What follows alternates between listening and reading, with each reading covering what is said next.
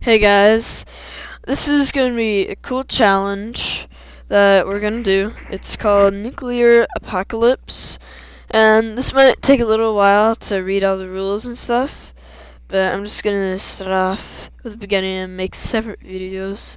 So, congratulations, you survived the blast. Unfortunately, the world is an unfriendly place now, and there are new challenges to overcome. This is your guide, and hopefully you will survive whatever problems inevitably arise. I think that's how you say it. Good luck, survivor. This challenge is essentially post-apocalyptic scenario. Sorry about my reading. The goal is to create the ultimate bunker for surviving the apocalypse. And highly recommended the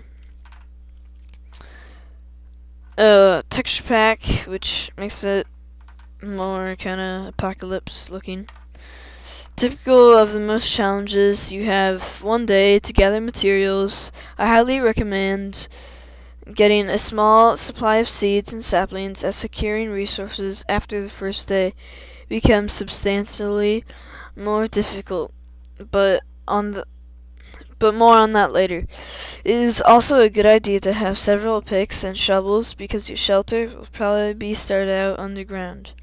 The outer, anything exposed to direct sunlight, walls and roof of your shelter must be at least 3 blocks thick, so we need to remember that, to dissipate the hypothetical radiation. Now for the guidelines. Rule 1, very important. Due to the damaging effects of nuclear blast, the sun is extremely dangerous now. Unfortunately, survivor, this means you cannot under any circumstances head outside during the day. Stay sheltered and survive.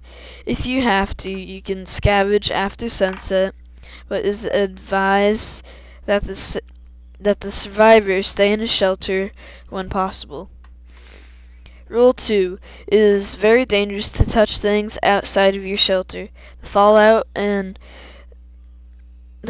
can and will contaminate everything directly to exposed to the weather, so any mobs that are outside are off limits, including their drops. And even at night, you cannot use or especially consume anything that comes from a contaminated source. The survival guide recommends a cave mushrooms as a nutritionist and renewable source of food. Hold on. Sorry guys about that. I'm just really bad allergies.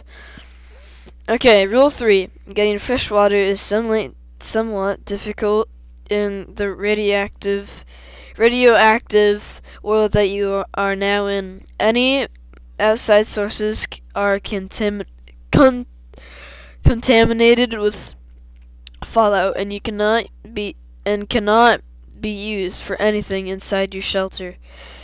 To get safe water, it is advised that each survivor search caves or find hidden underground lakes. Both are reasonably common, but can be challenging to obtain at first. Your first priorities will be creating a source of clean water, so be on the lookout. Rule 4, your shelter. There are several guidelines to creating a safe environment in this wasteland. In addition to the thicker outer walls, other precautions must be in place. Any entrances from outside must be separated from the rest of the compound by an airlock, a small room with a door on each end. The airlock must contain a running source of clean water to clean any items that went outside and with you, and deposit them safely in a different room outside the compound. That is only for bringing items in. However, an airlock is fine without the water. Your items just have to be left outside. Okay. This must be done before any outside materials can be brought into your shelter. Outdoor mobs and their drops are still off limits.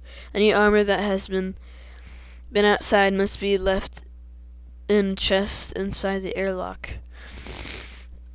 Other essential rooms including a tree farm, food source, mushrooms recommended for their low maintenance and high payoff, and your bedroom. For security reasons, all rooms should have doors at each entrances and exits, and large rooms. Aside from the farms, are discouraged. Cobblestone is useful as padding for the outer walls, but is too porous to use as the exterior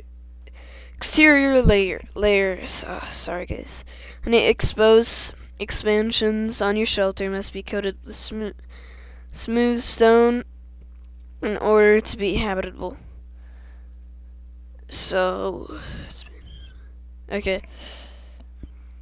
Extra notes. Windows are allowed, but they have to be 3 thick, just like the walls. Variations of the rules allow fully armored survivors to safely go outside in the sunlight, but the armor cannot come back into the compound. It must be left in the airlock. Okay, optional rule 6. For the hardcore among you, the post-nuclear world is quite chilling. In order, you must keep your shelter safe and cozy.